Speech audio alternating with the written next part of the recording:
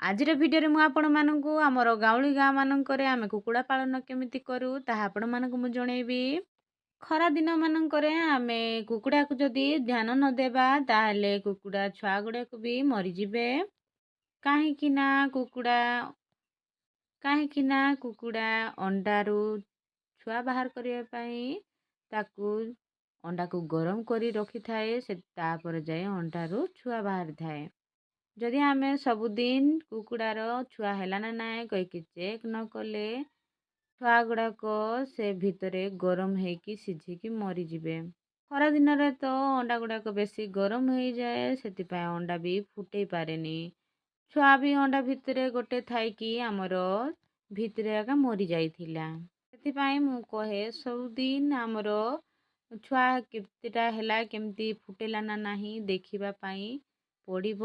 ଆପଣମାନେ ବି ଯଦି ଏମିତି କୁକୁଡ଼ା ପାଳନ କରୁଥିବେ ତାହେଲେ ଯାଇକି ଖରା ଦିନିଆରେ ସବୁଦିନ ଦେଖି ନିଅନ୍ତୁ ଛୁଆ ହେଲା ନା ନାହିଁ କହିକି।